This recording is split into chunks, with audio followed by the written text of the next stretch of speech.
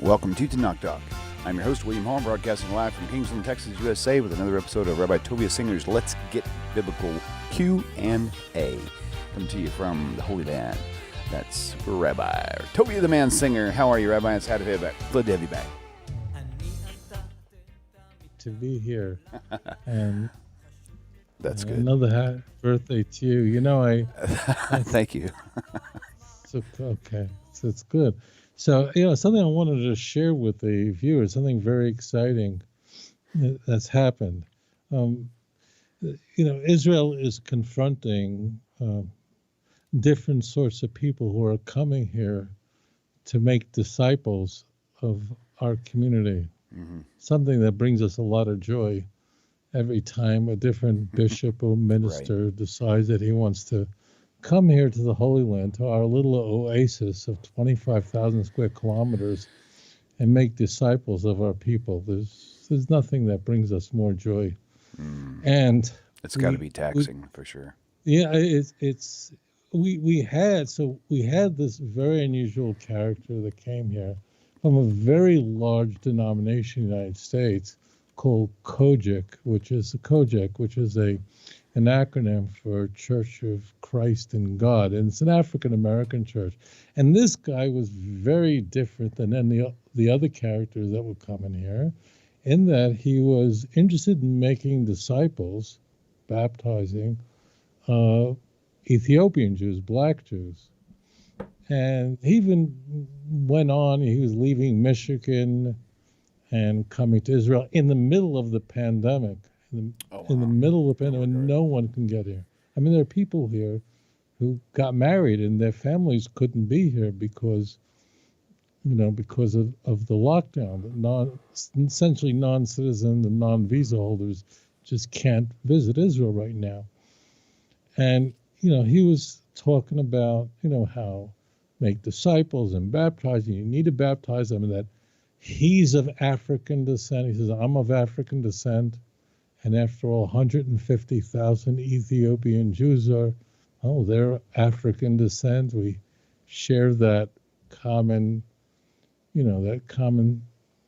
connection. And therefore he, felt very confident he's going to come here and baptize and fulfill the Great Commission of Matthew 28 here in our home in the land of Israel.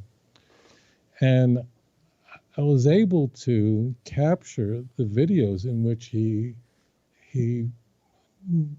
bragged about what he planned to do here, and we talked about it on this show. And this not only stunned the Jewish world that such a thing was possible, but it alarmed the Ethiopian Jewish world here in Israel, 150,000 Ethiopian Jews. And it's hard to imagine the irony behind the whole thing, because if Ethiopian Jews had converted to Christianity in North Africa, if they had done what these missionaries want them to do back in Ethiopia, their lives would have been much, much better off. But they left Ethiopia, traveled through inhospitable lands. Many of them perished along the way to come to Israel in order to arrive here and get on those unique flights to come here to the land of Israel and be restored back to their land and their people. And it's just a very, very special thing. So their lives, if they wanted to convert to Christianity, they would have done great doing that in Ethiopia. They wouldn't have to go through the trouble of coming here to Israel. And imagine coming here to Israel only to find out that Bishop Glenn Plummer wants to come here to bring them the gospel. Could you imagine that? And COGIC, his denomination, as I said, 6 million members strong African-American church, they were partnering with so many Messianic congregations here in Israel, specifically targeting Ethiopian Jews, specifically bringing black Jews, that we have 150,000 Jews in this country, from Ethiopia, and 65% of them are not the people who came from Ethiopia. They're the new generation. Right, right. So as you recall, we went on air and to talk about it, and then I put out the videos, which shocked the world, of him admitting this, saying what he did. And the next thing that followed was something really unusual, never happened before. We have a very large YouTube channel. And what happens next is strange, and what happens after that is even stranger. And that is, he did not want those videos up. As you can imagine, they weren't exculpatory. They have him talking about this and me commenting on what he's saying. And he did not want them up there. Of course. And he had them taken down.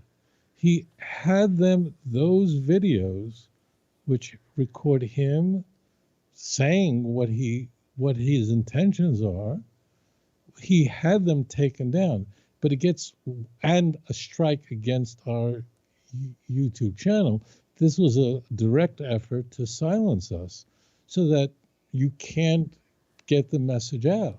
It was a direct effort, a direct assault on our ability to speak and convey to the world what this high official of Kojak intended. And this had never happened. We have a very large YouTube channel, about 10 million viewers, 36. No one's ever done that before because this is standard fair use. And then I look at, this is gonna just blow your mind away. Then I look at the company that filed the copyright infringement, and the name of the company is Zeus Entertainment. Zeus Entertainment. And I'm going, I looked at the calendar, if this was April 1st, like Zeus, like the name of the Greek god, is taking down, have a takedown of videos done by the Church of God in Christ that they own. And then I went on YouTube to look up what Zeus Entertainment. I'm not even going into that. Whatever it is, and I was shocked. And this is not on my pay scale. This is not something I'm familiar with. I do know what fair use is, and I knew that this was completely, and no one was going to silence us. And we immediately we got a wonderful attorney, and I just want to take out a moment to thank Michael Chesel, who's a fabulous attorney who really fought for us. And thank God it was a fight, but no one was going to censor what we were doing, perfectly legal, on our site, and expose what was happening here in Israel. And thank God this week, I am happy to report to all of you that the 3 videos that were removed from our site and the strike that was marked against our site, the videos were restored and the strike removed. And I just want to thank Michael, our attorney. Thank awesome. you so much. And the message is going to continue. That's really great news. That is fantastic news. Wow. Oh, yeah. That's a huge victory for sure. Yeah. Wow. Well, all right. Well, thanks for giving us that update, because I know a lot of people are really curious about everything that's been going on up there with all the missionaries and stuff. So it's good to see things working. Very nice. Yeah. Very nice. Yeah. So that worked out really, really well. Great. Yes, I'm deeply grateful, Michael, for standing by us, and all the viewers around the world who stood by us and recognized it was a very unusual event. And thank God they're all back up. Very good. All right. Well, we'll go ahead and take this caller. Caller, you're live on the air. Please tell us your name, where you're calling from. William, happy birthday. Figured, this would be a good question for Rabbi Singer. Thank you, Okay, I have a yeshiva background, and the New Testament is very interesting. In Luke 2:4, it reads that Joseph went from Nazareth onto the, quote, city of David, which is called Bethlehem, because he was of the house of David. And later it reads in 2:11 in Luke, for unto you was born this day in the city of David a Savior, which is Christ, and blah, blah, blah. Now, this is the only time where Bethlehem is referred to as the city of David that I can find in the Old and New Testament. Okay? It's true that David did come from, or he might have been born in Bethlehem, and so was his whole family. So you would think the city of David would be Jerusalem, the city he captured, and the city that he ruled from. In 2 Samuel 7, it says David took the stronghold of Zion, the same is the city of David, and later in verse 9 it reads that David dwelt in the fort and called it the city of David, and then it describes how it was built. And in all of Samuel and Kings, it refers to Jerusalem as the city of David. I don't understand how the New Testament could have made a mistake as bad as that, because Bethlehem is where David was born, but it is not the city of David. And this should give Rabbi Singer some food for thought, and a Happy New Year to everybody. I hope I'm clear. Thanks. Very clear. You can go and hang them now and tune in for your answer. And thank you for the happy birthday. I appreciate that. All right, Rabbi, it's all yours. Take it away. Yeah, that's a very interesting question. So the term "the city of David," he's quite right, is used in Tanakh. It appears 44 times and throughout Tanakh, and he's right, it appears in the book of Luke twice.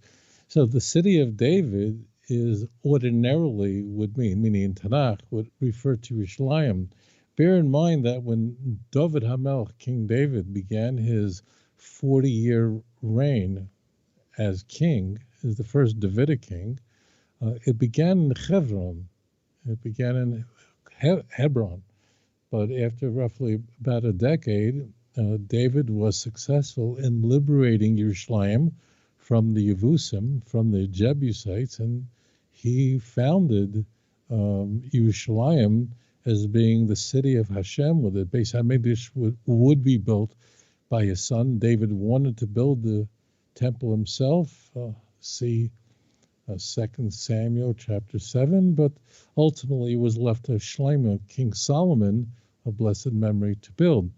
So the city of David is always referring to Yerushalayim, Jerusalem, in Tanakh. That all said, there is a really good reason why Luke wants to point to Bethlehem as the city of David, because there are in the Christian Bible two very striking infancy narratives.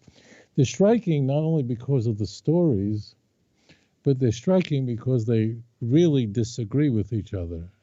In fact, they so sharply contradict each other that they're much less cohesive than even the passion narratives in the Gospels that are renowned, are infamous for their contradictions. In Matthew and Luke, they're just two different stories. In fact, the stories are so wildly different that Matthew has Jesus' family begin in Bethlehem, and then would travel to Egypt, and then eventually, years later, would go to Nazareth. Luke has it completely reversed, and that's what we're going to concentrate on. And Luke's, it's a very elaborate infancy narrative, much longer than Matthew. In fact, Luke's infancy narrative is so enormous that it's larger than some books in the Christian Bible. So Luke's infancy narrative uses an entirely different plot device than Matthew. The part that we're really interested in is how do you get the family, meaning Joseph and Mary, how do you get them to Bethlehem? Matthew and Luke both want Jesus born in Bethlehem, but that's all they have in common. How that is arranged is done in a completely different fashion in each gospel. Luke's gospel has the family start out in Nazareth. It means Joseph and Mary are from Nazareth, not from Bethlehem. So what gets them to Bethlehem? So we're told that at the time of Caesar Augustus, it's time that Quirinius, who was the governor of Syria. So Luke is placing this at about 6 CE, about 10 years later than Matthew. There was a census of the Roman Empire. Now, this is a very strange census. It certainly never happened because the census required people to go back to the city of their ancestors, and there they would be counted. This is mind-blowing. I'm going to say that again because it blows the mind. Normally, the way a census works is a census taker just travels from house to house, and each census taker is given a certain district. So in the United States, they perform a census to know how to distribute congressional seats and tax, for all sorts of reasons. But what happens in Luke, we are told, is that everyone has to return back. The people who are being counted have to return back to the city that their ancestor 1,000 years ago was born in. I don't know if you heard that right. According to Luke chapter 2, everyone is required to go back to the city in which their ancestor 1,000 years ago came from, was born. Like, that's the ancient world. Imagine if today you had to go back to the city in which your ancestors 1,000 years ago were born. Where would you go? Right? So that's really pretty silly. There'd be no reason to do that. And no one does that, and no one would know where to go. But the key is that Luke wants to deliver the punch, and the punch here is, hey, the punch here is that King David was born in the city of David, and therefore Luke wants Jesus to be born in the city of David. Now, in this case, Luke is using the city of David as a city in which Jesus was born in, because King David was born in Bethlehem. See 1 Samuel chapter 17.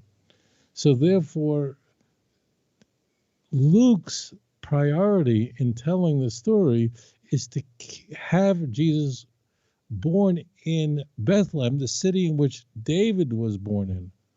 And therefore, Mary and Joseph have to travel from Nazareth to Bethlehem. And that's why the story goes that there's no room for the family to stay. The motels are all filled, so Jesus has to be born in a barn in a manger, right? There's no manger in Matthew's infancy narrative. There's no issue of there's no room at the motel at the inn, because in Matthew, Jesus is born at home, and that's where the star leads the wise men, or the Magi from Persia. It's a totally different story.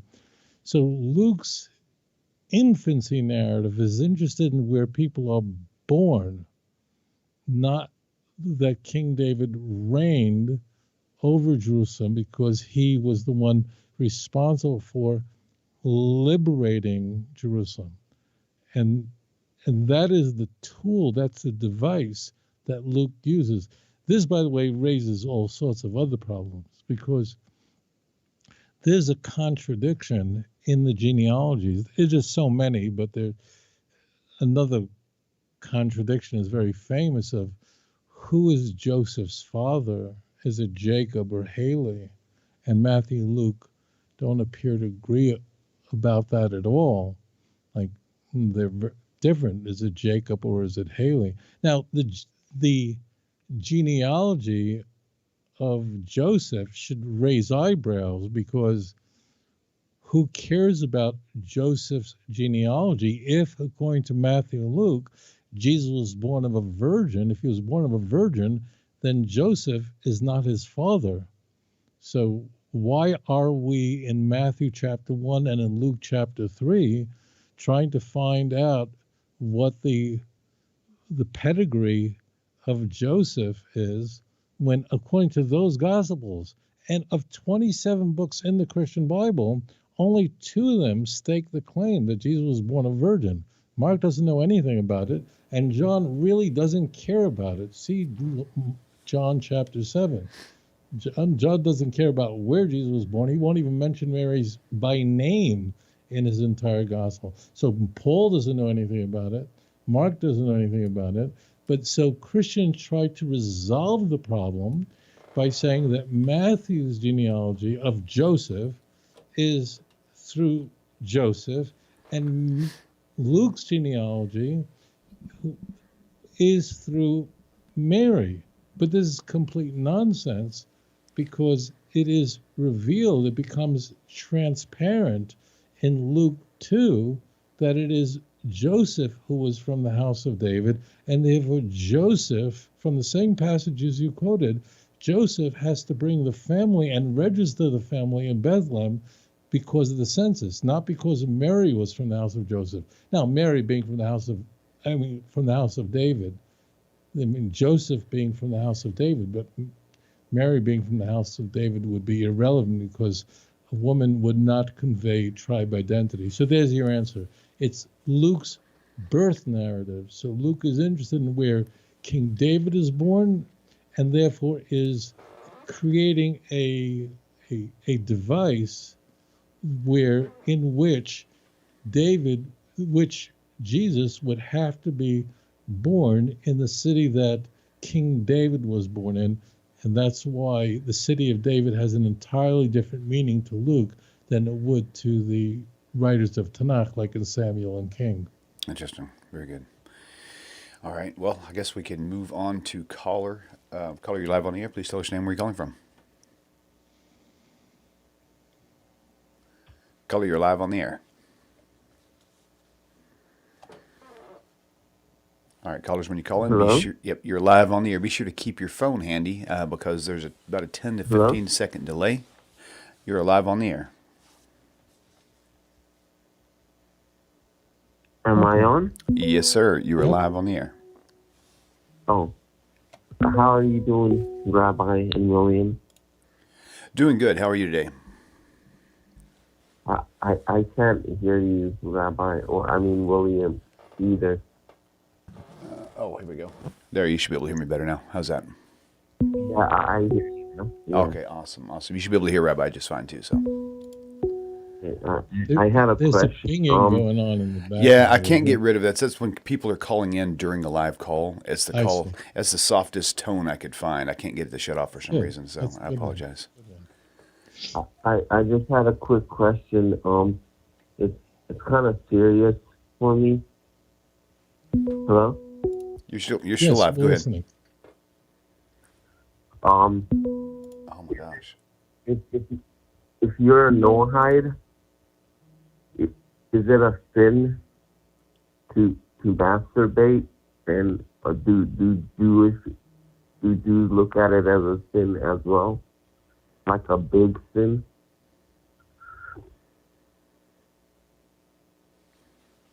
Okay. Okay. Go ahead and hang up now, and you can tune in for your answer. Thanks. Okay. All right, man. Yeah, so it's not expressed in the 7 Noachide laws directly. If you look in Tanakh, you'll find that wasting seed is most grievously forbidden in a case where one wastes seed in the course of an intimate relationship with a wife. Look at the case of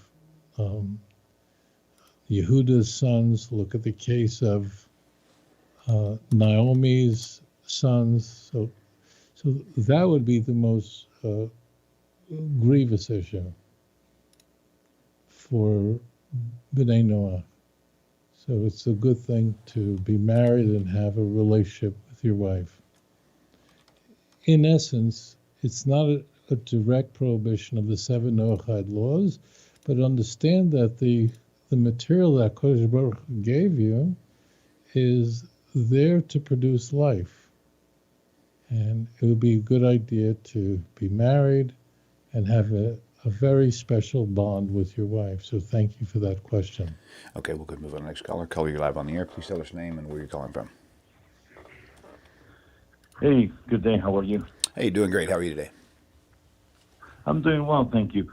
I have a question, and hopefully it's not too convoluted. But so my wife and I are reading the Shmeli, which is the Proverbs, and we came from a Christian home. We have not converted to Judaism, so we're basically Noachides right now. And I know we're supposed to honor our father and mother. And part of what we do is we support my mother. She's 85 years old. And we financially support her. Sometimes we take her shopping and buy things for her. And they also help some family in South America, which, they go through financial stages and financial trouble. We live in Canada. We're able to send money to them. However, I was reading, and there's a place that in the Midrash it talks about that Jewish men do not do business with non-Jews, especially on the non-Jewish holidays, because these men could go and give praise to their God for the business. You know what I mean? So when we give money to my family, which are Christians, and they give glory to Jesus, should I be stopping that? Because whatever funds we help them with, they turn around and think they're God. Is that a sin? Should I not be helping them, or how does that work? That's a great question. Wow. Yeah. Could you ask a different question? Easier question than that? Wow. Thank you for your question. All right, go ahead and hang up now. You can tune in for your answer. Thank you. All right. Okay. Thank thanks. you. You bet. Okay, Rabbi. It's all yours. Wow, that's a really good question. It's probably one of the most complex questions I've ever been asked on air. The question is very, very serious matter. Is that a good question? So the question is the following. So a Jew cannot do anything. Neither can a Ben Noach do anything that would cause somebody to worship idols, to worship idolatry. To the extent that it is forbidden to even have a business partnership with an idol worshiper, because at some stage along the way, people who work together eventually have a falling out, and each one swears in the name of his God that what I'm saying is true. And therefore, even the business partnership could trigger a person who worships idols to swear in the name of their idol, which is forbidden to any person. It's forbidden to engage in business interactions with people who are going to use that money for their idolatry. So, for instance, if you knew that, I remember diving in Indonesia, and I had always a private guide who would take you through very unusual reefs in Bali, and I was very concerned because there was a holiday coming up, a Hindu holiday, and it involved Hindus buying pork and celebrating whatever holiday that was. I don't recall. And I had to talk with them on the back of a 4x4 as we were going to a dive site. So this is a very serious matter. So if you're giving your mother money that would sustain her, and then she thanks Jesus, so that in itself is not an enabling factor. That's her own decision. You're not directly causing that. I mean, and this is just a technical element of Jewish law. The actual practice that is forbidden is the worship, whatever it is that Christians do, but it's the worship of Jesus, or whatever other religions do. It's the specific worship of the idol. Now, there are a lot of things you can do, like no one, Jew or Noachide, should even step foot into a church. Should not. But while that's prohibited, it's forbidden to enter into a church. You can go into a mosque, you can't go into a church. If you went in, it would that's not a capital offense. As long as you're not doing what it is that people do in a church. It would be Yehareg Val Yavor, it would be a capital offense. One should be willing to die rather than, for example, accept the Eucharist. Person has to be ready to die rather than to kneel down in a church in worship to Jesus. That would be so if you were enabling that, that's what would be forbidden. But simply to sustain your mother, to give her food and sustenance, if she chooses to continue as a Christian, do what Christians do, and that is they're thanking Jesus all the time, the connection isn't strong enough there, and therefore it's permissible. What would be forbidden for you to do is to actually enable her to having like a kneeling bench to actually worship Jesus in a church. That would be forbidden.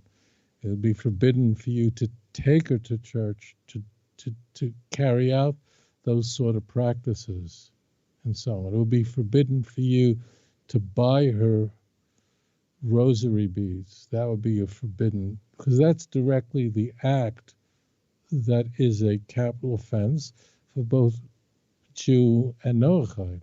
Every human being is created in the image of God. But it's a very interesting question, really interesting question, and it goes into areas of Jewish law that are way too complex for a show of this nature, but it's really a fascinating topic. So keep taking care of your mom and keep being an example for her so that she would have an intimate personal relationship with the God of Abraham, Isaac, and Jacob, rather than go to an intermediary, one who is not a God, which is not good for your mom. So just keep doing that and keep loving her, and please Hashem, she'll have a pure relationship with HaKadosh Baruch Hu. God bless you. Thank you for that really interesting question. Very good, very good. That was really awesome. We're going to go move on to the next caller. Caller, you're live on the air. Please tell us your name, where you're calling from. My name is Yaakov, and I'm from Queens, New York. Yaakov, welcome. What's the question for Rabbi today? In Parsha Toldot, it said, I read it in the Chumash, that it said that Yaakov dressed up as Esau, and he told his father that he was Esau, so it's like he was actually lying to his father. So I would like for you to explain this whole thing. Okay. Well, let me just, before he goes on, what specifically is your question? How could he have lied to his father? I mean, how could Jacob? Yeah, so that's a good question. That's a great question. So you're asking from. Okay, that's a good question. Okay, very good. You can go and hang up now and tune in for your answer. Okay, thank you. All right, thank you. You bet. That's a good question. So that is. V'yami Yaakov el Oviv, Anochi Esau, V'yami Yaakov el Oviv, Anochi Esau b'chorcha. I want a moment to think about this for a moment.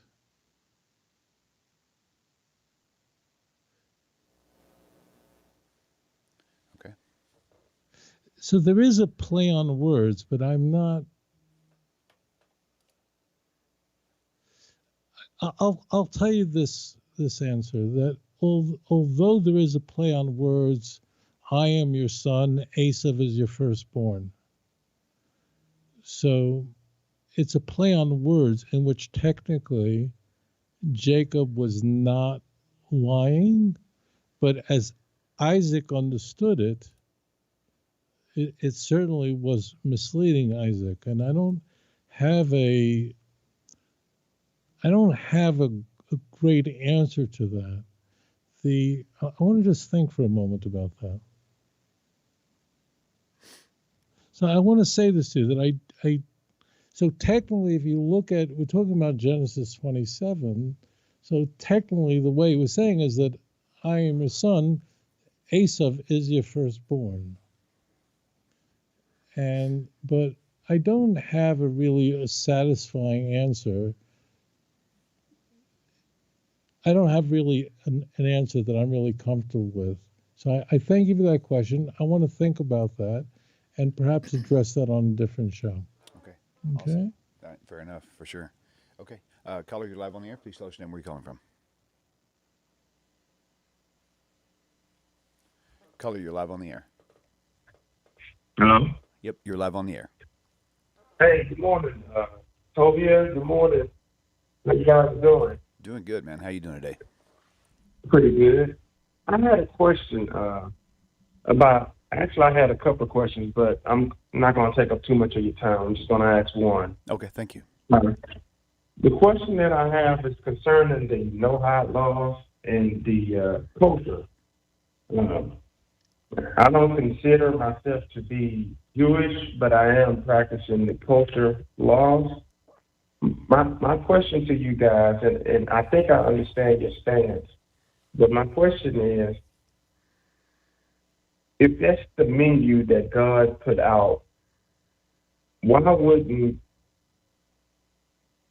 Judaism or the Jews, or why wouldn't that message that this is God's menu be taught to the world?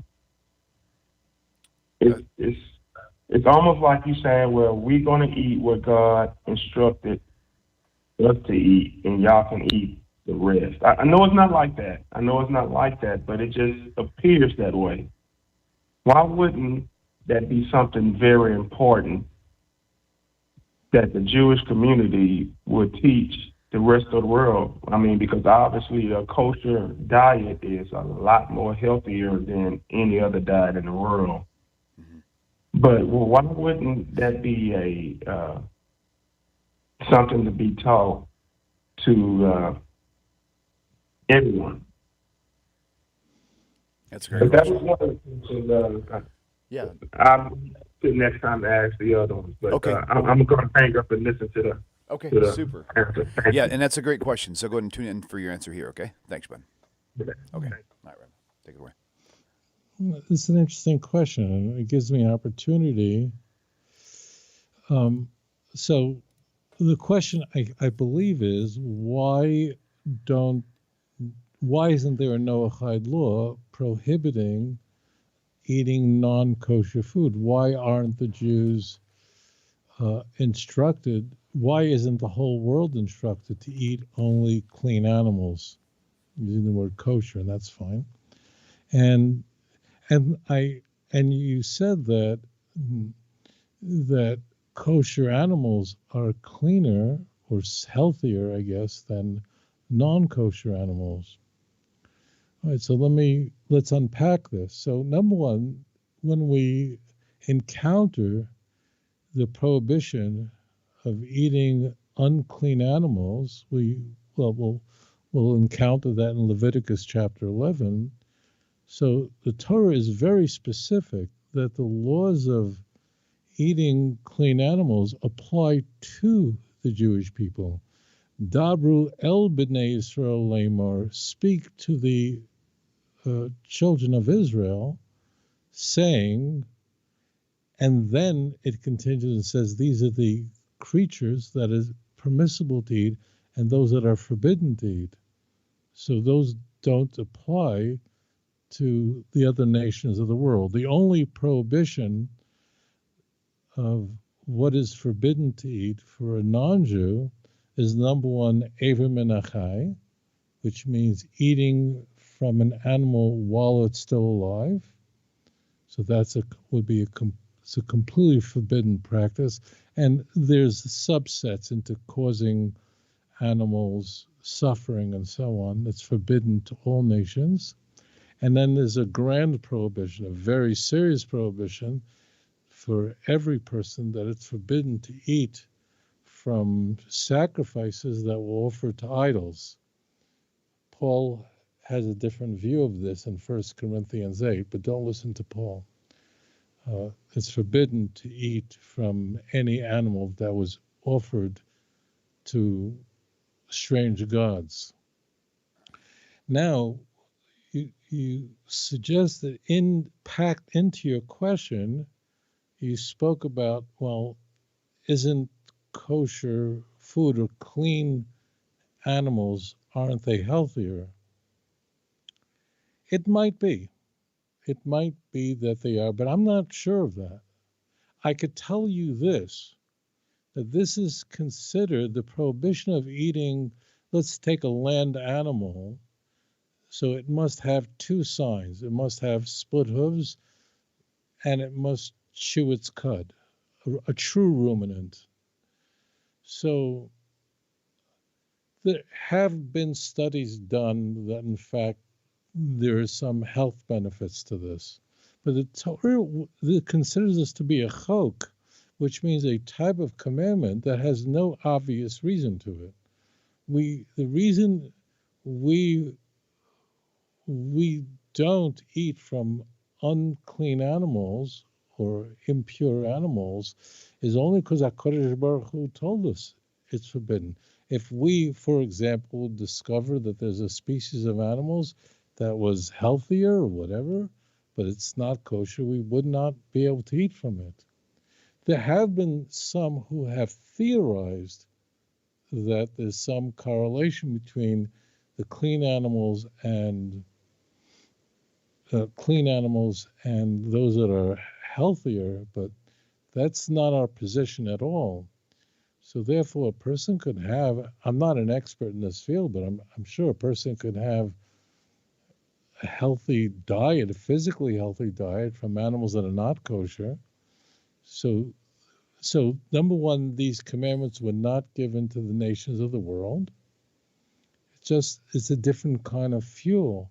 The children of Israel, it's like a jet, you can't put in the fuel that a car uses. If you try to put the gasoline in that your car runs on into a Gulf Stream, the jet wouldn't work. It needs to have jet fuel. So the Jew is given a unique mandate to be a light to the nations, and as such is forbidden to eat from these creatures. However, the Torah does not say that it's because it's unhealthy. Pigahu lachem, for you, it's impure. For the Jew, it won't work. It means it literally is metamtem es halev. It damages the Jew's heart. There were Jews who were in concentration camps where it would have been, during the Shoah, it would have been permissible for them to eat unclean food. I mean, eat dog food if you could. People lived that way by taking food from dogs. I know a few survivors who survived Auschwitz that way. That would have been completely permissible. But there were some Jews who were very holy people who did everything possible to avoid it because they knew it would have some effect on their neshama, the belush of a Rebbe. He was a survivor of the camps. He conducted himself that way, not because it wasn't permissible for him to eat unkosher food when his life was in danger, but because he knew that in some way it's just not good for the neshama. So in short, the reason why unclean animals are forbidden to a Jew is nothing to do with health. There are some views, Maimonides included, that it's not a halachic decision, but it's his philosophical view that there is a connection, and maybe there is. There are some studies done on this. But that's really not the reason why we don't eat unclean animals. As I said, there are probably some, I could think of a few meals made out of very fatty food it would be really, not good for your heart. And maybe there's some, I don't know what horse meat tastes like. I don't know if it's good for you. I have no clue. But maybe there's some part of the horse meat that's not as fatty. Who knows? I don't know the answer to the question. Right. But the Torah says specifically it's for a Jew. It's not for the nations of the world. Now, that said, just to wrap this up, there are some B'nai Noach that don't eat pork. There are.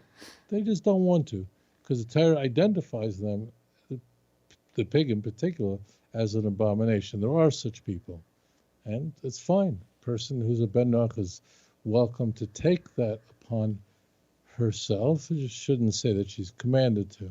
Anyways, thank you for that question. Yeah, that's a good point. Okay, moving on to the next caller. Caller, you're live on the air. Please tell us your name, where you're calling from. Hello. My name is Jacob, and the question is to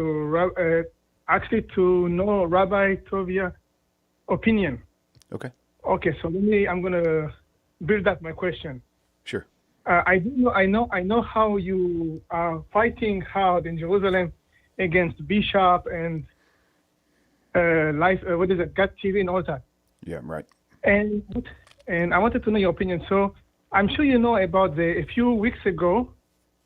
Most people here will not understand what I'm talking about, but I know you know. You do know it. So especially if you're from Jerusalem. So a few weeks ago, there was a deal signed off between Beitar Jerusalem and Khaled Ben Alifa from the Amira, and this is all for the peace, to promote peace. And I really wanted to know your opinion. I'm for the deal. I embrace peace, and I'm happy that Khaled Ben Alifa did co-ownership with Moshe Chogeg of Beitar Jerusalem, but I wanted to know your opinion. What do you think about this deal? I just want to be sure, because I may not be as knowledgeable as you think I am. So I want to make sure we're talking about the same thing. That you're talking about I'm really not sure. So I think it sounds like you're referring to a peace deal that Israel made with a Arab country. Is that what you're referring to? No, the Amira, I don't know how you say it. The Amirat, I don't know how you call it. Amirat, Saudi Arabia. And Saudi Arabia? Yeah, and I don't know if you know the team Beitar Jerusalem, which is in your city. It's very extremist, not extremist, but they are against Arab playing in Beitar Jerusalem. They would never let Arab people play in Beitar Jerusalem. And of course, I want you to just go real slow, because I'm having a little trouble hearing you, understanding. They would never let Arabs do what in Jerusalem? So the Beitar Jerusalem team is a kind of the most symbolic team in Jerusalem. I mean, in Israel. It's on Beitar Yerushalayim, Beitar? Yes. And they will never have a soccer player, a Muslim soccer player into the team. So he's talking about a football club, basically. Right. Okay. But then they signed up, now the owner of the team signed up a deal 50-50, and he's from, he's a Muslim. This is from Dubai. He's not from Saudi Arabia. He's from the United Arab Emirates, right? That's what I meant. And okay, I wanted to know your opinion. I wanted to know your opinion if you embrace the deal for peace, or you are against the deal you are against it because he is a Muslim. Okay. Okay. Very I good. wanted to know your opinion. All right. What you think All about right. Now I got Okay. it All all. right, clear enough then. Go ahead and hang up now. You can tune in for your answer. Thank you so Get much. that all- Okay. Okay, now I got that all together. So, number one, Okay. I'm not into sports at all. Zero. I'm fascinated when they have the World Cup on television to just see how people can possibly have such skills to play that well. But I don't watch sports. It bores me to death. It doesn't interest me at all. So I'm really not that familiar with that aspect of it, or that he owns half of Beitar or not. But that part I don't know. But there is a spiritual side to this. So that Israel has a peace treaty with the United Arab Emirates is very interesting. Now, Israel, as it turns out, really technically didn't need one because Israel never went to war with the United Arab Emirates. We never fought over anything. But that said, I said this on air here on Tanakh Talk. I don't know how many years ago, many times. And you've heard me say this, William, many, many times, that at the end of days, the children of Yishmael, the Arabs, are going to make peace with the Bnei Israel, with the Jewish people. Right. I didn't say it to you a week ago. I didn't say it a month ago. I didn't say it a year ago. I said it a long time ago. Years and years and years I've been telling you. Why? It's based on a verse in the Torah. And that is that the Torah says in Genesis chapter 25, verse 9, the Torah there's not an extra word in the Torah, nothing. The Torah says, Vayikru Esau Yitzchak v'Yishmael bonov el ma'aras hamachpelah, that Yitzchak and Yishmael went and they buried their father, Avram Avinu, Abraham, had just passed away. Okay? So they came together and buried their father. And I explained that you can only imagine when Abraham passed away, he was a great prince. He was not an ordinary person, that there must have been quite an entourage of people who went to Hebron to bury Avram Avinu, right? In Kiryat Arba in Hebron, which stands there to this day. It's the oldest continually in use building in the world, where I go frequently. But the Torah tells us this to let us know that although Yishmael and Yitzchak had a tenuous relationship during their lifetime, at the end there was tshuva, and at the end Yishmael joined Yitzchak together. And therefore I told you, and I'm going to reiterate this, it's very easy to make these predictions after they happen. I didn't do that.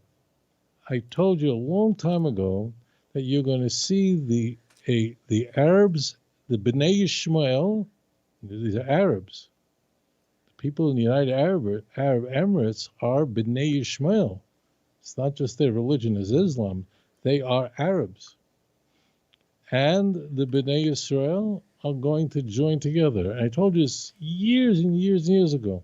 And at the time, I'm sure you probably thought to yourself, well, nice.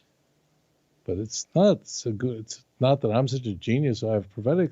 There's a Talmud in Bava Basra, and it's in the Talmud talks about this reunification between Yishmael and Yitzchak. But this is not an act. There's not one extra letter in the Torah. And therefore, and not only that, what is wilder is that what triggers the unification is the implacable enemy of Yerushalayim, and that's Persia, Paras, Ezekiel 38. I'm not making this up. Why is there now a cohesive relationship between not Israel and many Arab countries? Because of what?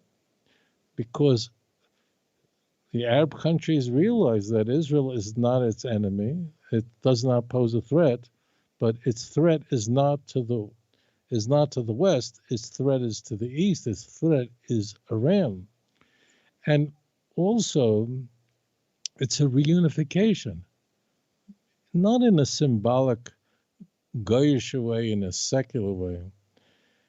The fact that Jews and Arabs would be at war is unnatural. We're a family. We're cousins. I mean, really cousins. And people may say, oh, you're my brother. We're really family. Really family.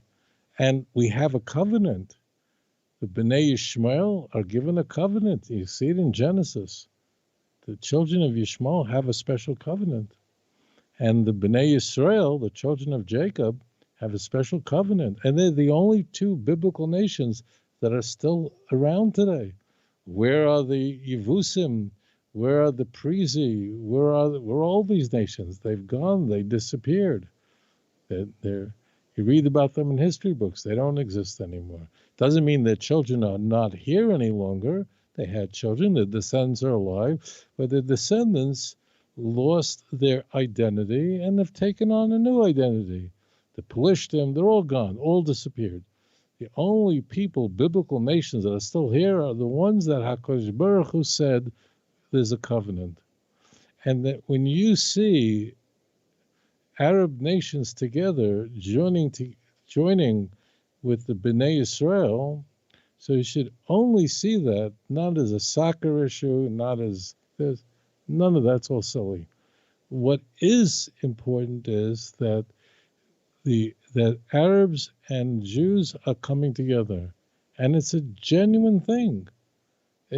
Sometimes, I believe, I'm just saying this, I'm not the big political thing, but when concessions are made with different countries, were made, and they were facilitated by the American administration. With the United Arab Emirates, Israel wouldn't declare sovereignty in Judea and Samaria. With Morocco, it's so that the Western Sahara, which was disputed, would now be recognized by the United States as under the sovereignty of Morocco. So there was each one, there was a certain concession made. They really wanted the relationship already, but they needed to show their populace that there's something that they're getting, just so that there won't be an uproar going on. That's really that's the benefit that it served. So don't worry about soccer. This is not important. And Beit HaYerushalayim should concentrate, that soccer team should concentrate on only one thing. Don't play on Shabbos. That's all. And don't play on Jewish holidays. That's the only thing that's important. But the fact that you see that in literally overnight, the United Arab Emirates went from a country that was, we never fought a battle. We never fought a battle, but it was a hostile country, to now they can't get along better, and they're playing and singing and playing Hava Nagila with Arab Emirates, wearing all their whole outfits, whatever they. So this is a very big deal. And it's interesting, just as a point about the United Arab Emirates and these sorts of Gulf countries, they're relatively young countries. And what they are really are clans, they're families. That means these really are Bnei Yishmael. These are real clans, not just the UAE, but Kuwait, that's a clan, it's a family. And these are all families, different families. And for them, and they're very family oriented. That means the clan oriented. In fact, so much so that you could tell an Arab who's from the Gulf states, Sunni Gulf states, who's more liberal, not that he would use an iPad, but he would let his daughter marry a boy from Saudi Arabia, which would be a different clan. Not kidding. It's a very big deal.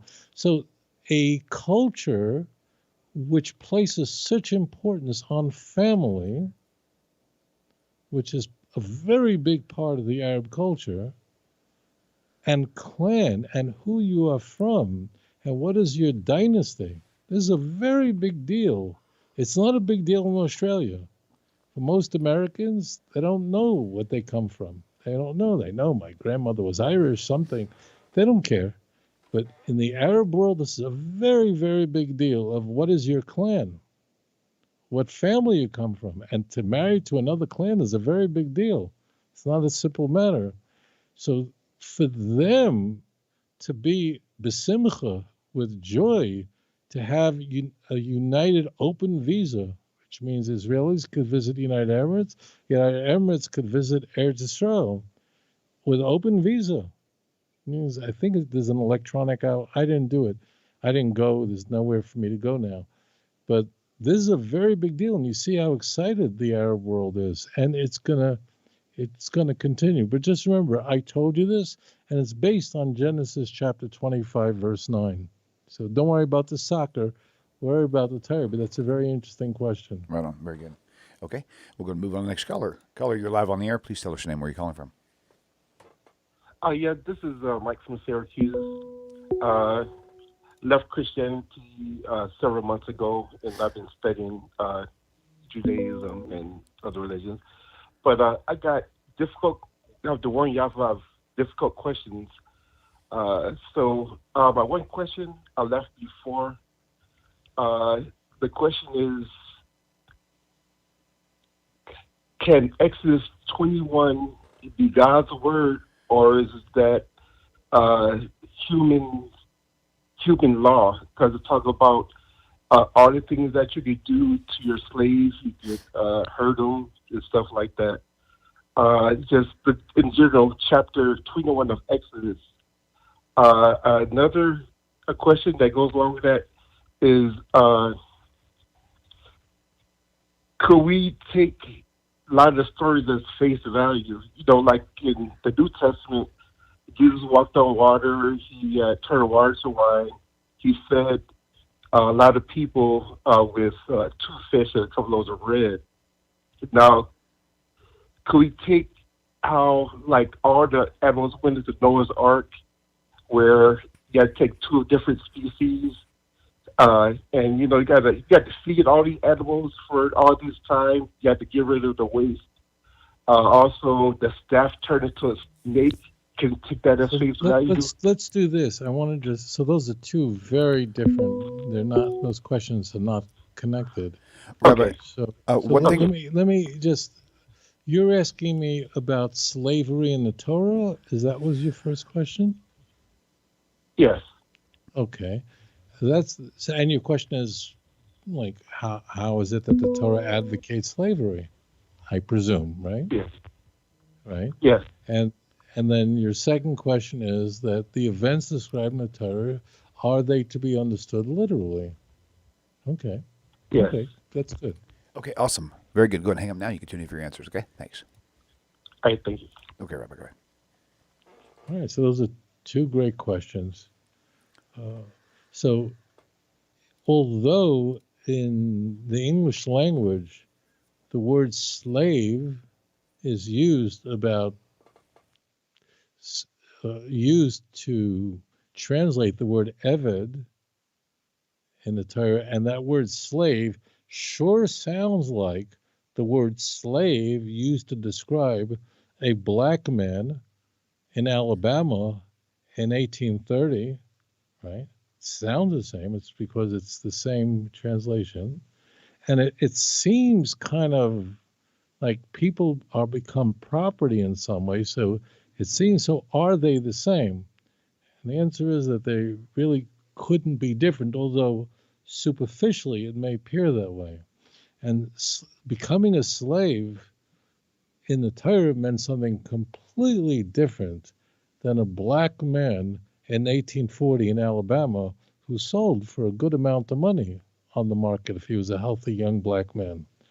But slavery in America, and going back a couple of 100 years ago, was something very sinful, and slaving the Torah, to be a slave, was something really quite different and quite wonderful. And I'll explain to you, they're totally different, although superficially, at first glance, they appear the same. So in the Torah, there are, first of all, different kinds of slaves. There are people, for example, who stole money, and they couldn't repay their theft. So they became a slave in order to, their labor would pay off their debt.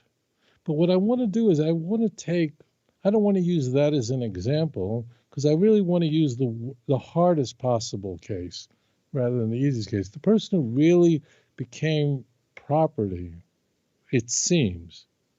So in the ancient world, it's not like today, where if somebody wants a job, if someone wants to live, you don't need anything. All you have to do is find a job. You have a skill set, get a job. Graduated high school, you get yourself a job. You go rent an apartment, and you go live, and you go shopping at the supermarket. And if you live in America, you're safe, pretty much. As long as you stay away from certain neighborhoods, you're fine. And if there's trouble, you call the police, and the police will come protect you. Okay, that's the way it works today. And throughout it's not just America, Canada, doesn't make a difference. You get a job, you pay your rent, you buy your food, and if someone's threatening you, if there's a problem, you call the police, you call, and you dial 911. It should never happen to you, and then you have a protection. You're okay. Same thing here in Eretz Yisrael, in the Holy Land. You get a job, you have an apartment, you have police, the army, everybody's here to protect you. Okay? So this was not the way of the ancient world. In the ancient world, if the only thing that protected you was your family, the only thing.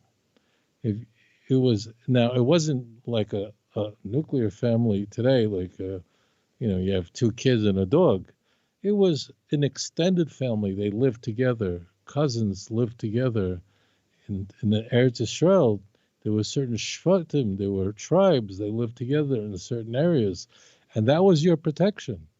In the ancient world, if you didn't have a family, for whatever reason, if you didn't have, for the result of war, whatever, if you didn't have a family, you were dead. Kick gods get a job. If you don't have a family, then you have no protector, nothing. So what was important to you was to join another family. The question is, how do I do that?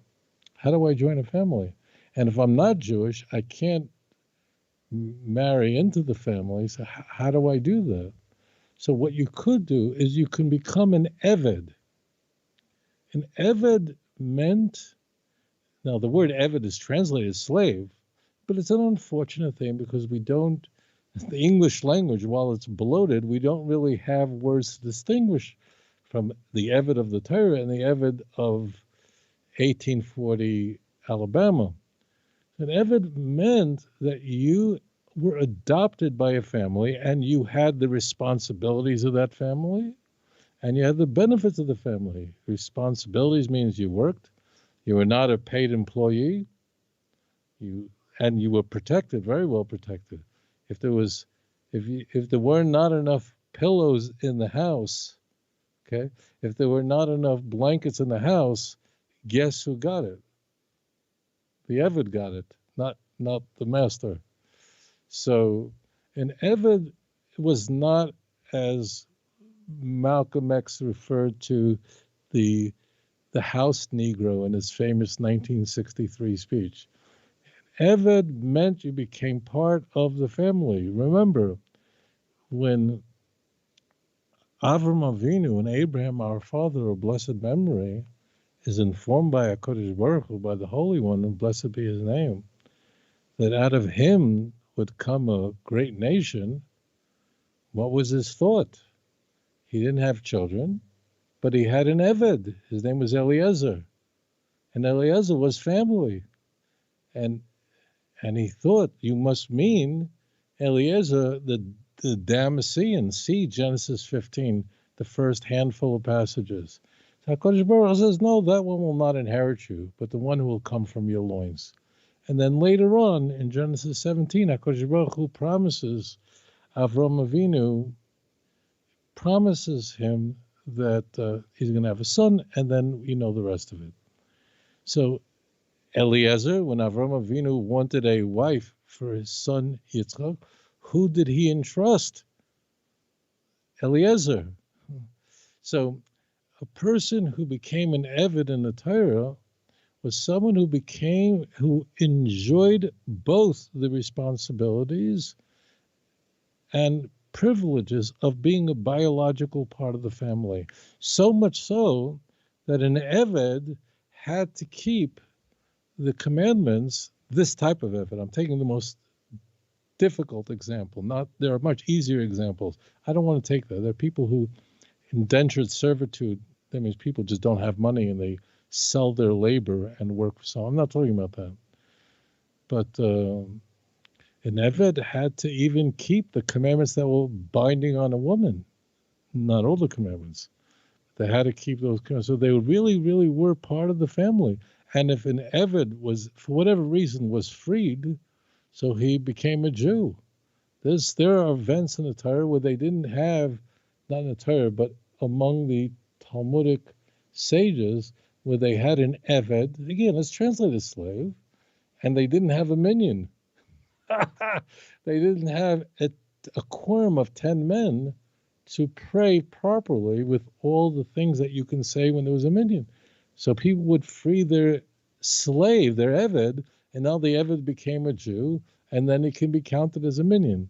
So it's unfortunate that the word slave is used because of the English language, while being, it may be the most bloated language in the world. There's so many redundancies of words, so many words, unlike Hebrew, which doesn't have anything like that. Biblical Hebrew is a very tiny language. But still, there's no word in English to make that distinction.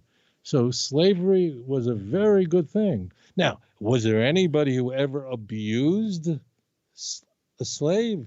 Of course. People abuse they abuse their wives, they abuse their husband, abuse their kid, they abuse their neighbors. Of course, any kind of institution is vulnerable to abuse. And there were all sorts of ways to address that abuse. And it was very serious business. I'm not going to go into that. But so that was all protected. It means, although there's an institution of marriage, but there is Deuteronomy 24. What happens if it's not going right? There's all sorts of remedies for people who abuse a system. But an Eved in the Torah meant that someone became a part of the family and therefore worked. It doesn't get paid because he is not a fully part of the family, but he enjoyed the benefits of the family and he had the responsibility. And if the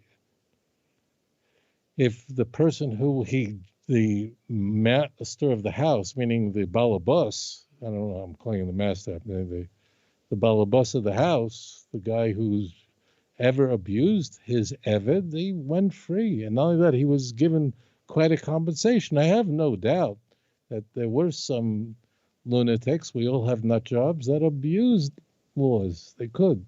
That explains the Eved. The Eved is a quasi-member of the family. And remember, again, you could not survive in the ancient world without a clan, without a family. And you either had a family, or you had an Eved, or you married into a pre-existing family. And that's why women married into a polygamous relationship, because this was her only chance. If she didn't have a father to protect her, didn't have a brother to protect her, she was finished. There was no, a girl goes and she gets a job and she gets an apartment and she can go live as a single girl in Seoul. Forget all that. Without a family, she's finished. So this was her ticket to having a family. Today we live in a different kind of world. So that addresses. So it's unfortunately, with a rich language like English, there's a poverty of language, and that poverty of language sometimes could convey something very wrong. That was a completely moral system. It sounds the same, it ain't the same at all. Right. Okay, that's done, finish that off. Next,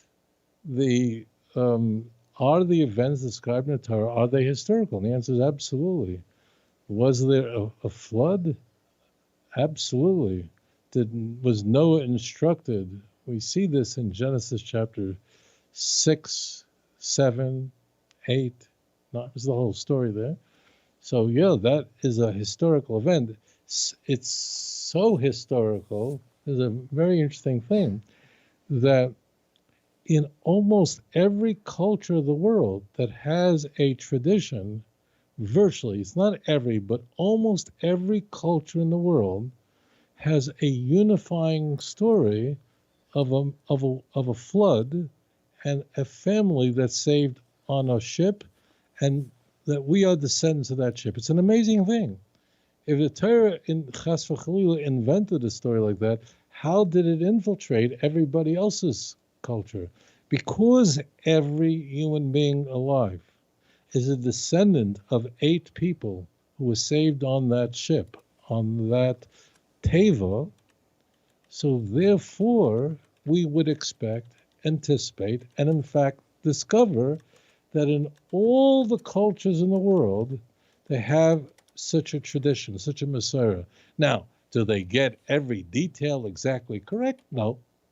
The Torah is from Hashem. Their traditions are their cultural traditions, and those things could have a little bit of, stories get played with. The Torah is, if you want to know exactly what happened, go to the Torah.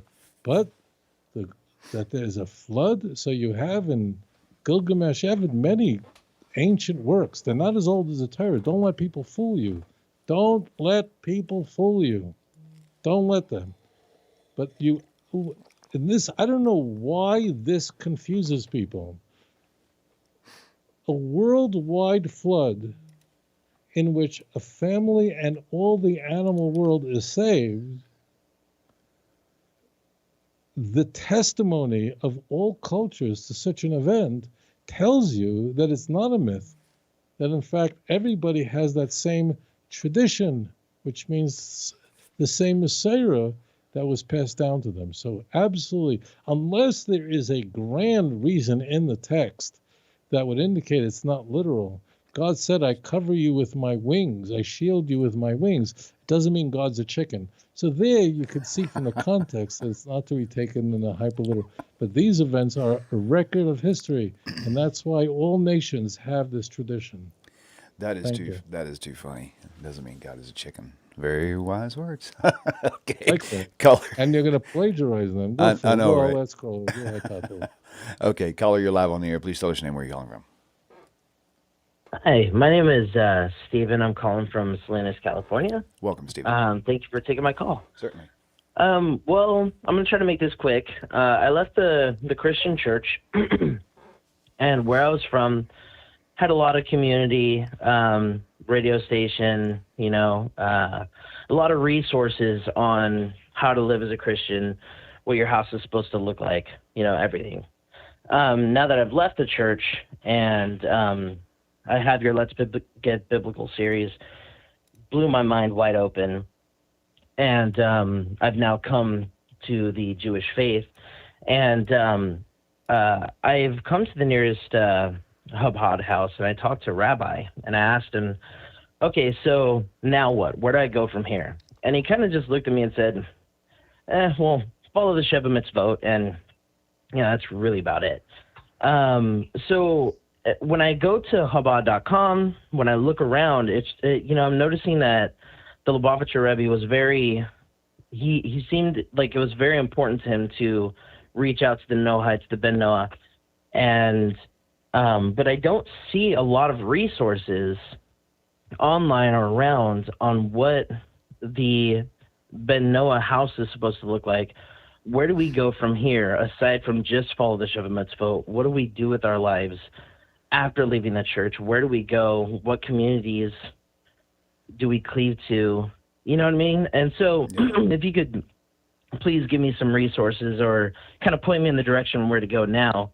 And thank you for your time. Yeah. Certainly. And there was another chat that had the same question. So thank you for asking that question. Very good. So hopefully the person is still watching. Go ahead, Rabbi. Yeah, so that's a really important question. I don't recall, William, if anyone's ever asked that question before. I don't recall it before. That's a very, very good question. Okay. So, as it turns out, the Lubavitcher Rebbe of blessed memory, before anyone else did, spoke about, it wasn't that long after the war, he spoke about now that the Jewish people live without an imminent threat any longer, live freely in America as an example. So there's no reason to withhold the Sheva Mitzvahs B'nai Noach, the 7 Noachide laws from non-Jews. If you tried telling people living in Tsarist Russia who are part of the Orthodox Church, you'd be killed for such a thing. But now there's no reason not to. And the Rebbe, of blessed memory, was the first person that I know of in the 20th century for Jews to spread the Noachide laws. Now, and I want to just, if I can, for 60 seconds, explain what does Noachide mean, because it's a very strange term.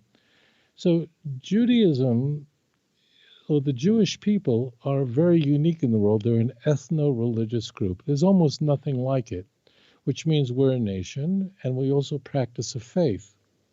And Christianity, Islam, all the other religions are not that way at all. So let's say someone wants to join the Jewish faith, but they don't want to join the Jewish nation. What do they do? So that means a Noachide. Noachide is a strange word. It's an important word, but I'm not going to go into why, but now it's unfortunate because we'll go, what's that? I just want to follow Judaism. So being a Noachide means that you're following the Jewish faith, but you have not joined the Jewish nation. It turns out that many, many people who become Noachides eventually do convert to Judaism, meaning they join the Jewish nation. And as it turns out, many Noachides find out eventually they actually were always Jewish. That happens. Now, so that said, there's something to be said about Chabad houses. So the Rebbe was really a completely unique individual. I had the good fortune to meet him on many occasions and received his blessings and encouragement repeatedly. He cared deeply about my work. So the Rebbe also, it was deeply important to him that throughout the world there's somewhere where Jewish people could practice their Jewish faith, and there should be some facility, a place where there's a synagogue, where there's kosher food available, where there's a rabbi available. And today, in almost every city in the world, the most strangest places, and throughout China, I'm not kidding, in Vietnam, all over the world, there are these Chabad houses, okay? Now, I want to just say this to you. They're not identical, but they're somewhat similar, but I want to just say this to you. Their mandate or their orientation is to provide support for Jewish people to remain faithful and to facilitate that. That's just their orientation. It's not that they don't want people to keep the 7 Noachide laws. It's just they're oriented. Here you have a young couple, and they're going to travel to a faraway place. They're going to travel to somewhere in China. They're going to travel to somewhere in Vietnam. Could you imagine? In the Far East, faraway places, very far places. So they really are thinking that there are Jews who either live there or Jews who are passing through, and they need a place to practice Judaism. And therefore, no, Chabad houses are just not, generally there are a few exceptions, they're not oriented to dealing with Noachides because that's not how they're set up. They not only don't oppose it, they support it, but they're not set up for that.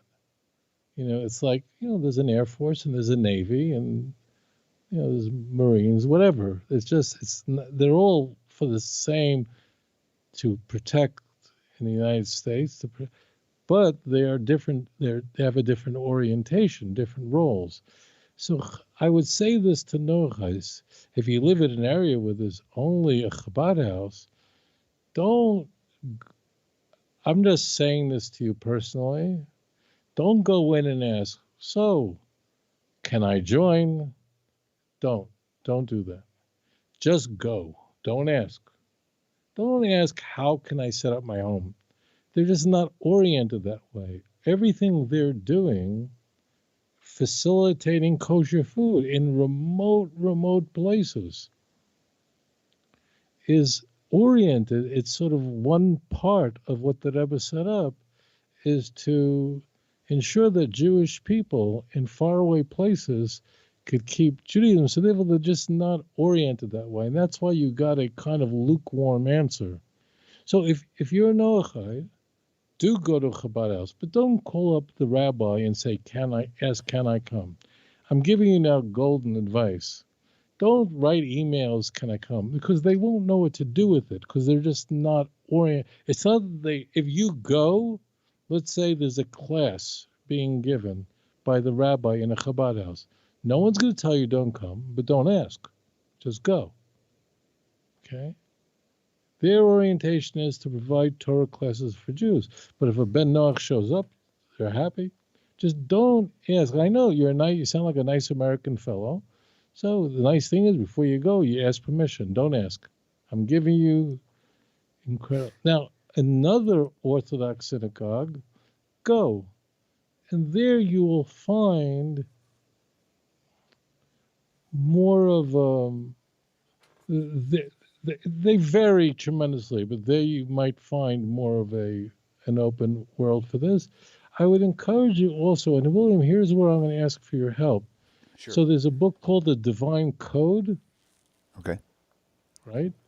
There's a website called Ask Noah. Right? Okay. And there are rabbis who really are oriented. Many of them are Chabad. I mean, are part of the Lubavitch Hasidic sect that really devote their lives to taking care of Bnei Noach. I know in Tzfat, in the holy city of Tzfat in the northern part of Israel, they have a whole center devoted to Bnei Noach. So there are. But the average Chabad house is just they're not set up for that. It's not that you can't attend. You can.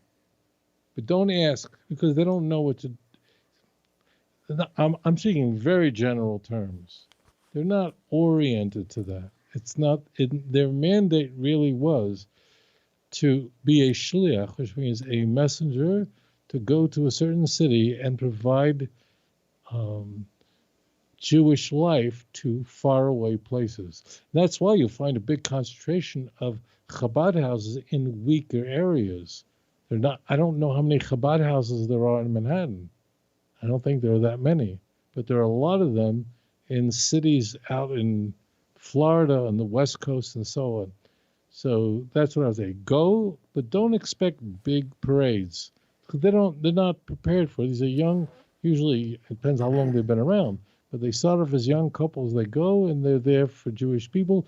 Doesn't mean no Gentiles allowed, but they're not oriented to setting up a home for a Noachide. For that, you would go to the sources that are available for Noachides. And you'll meet other Noachides. And one other thing, Noachides should learn from Orthodox Jews, knowledgeable, be careful, Orthodox rabbis, how to understand. So, do that. There are a number of groups available on Facebook. So, I would encourage that. Okay, awesome. Well, that's going to wrap us up for today, Rabbi. Thank you so much for your time, and thank you all. It was great questions, a lot of good, interesting chat going on, and I appreciate. Big shout out to the YouTube moderators or admins. Thank you guys for all your hard work. Really appreciate all that you're doing. And so, Rabbi, have a great week, and we look forward to seeing you same time, same place next week, Hashem willing. Take care, everybody. Shalom, shalom. Shalom, Rabbi.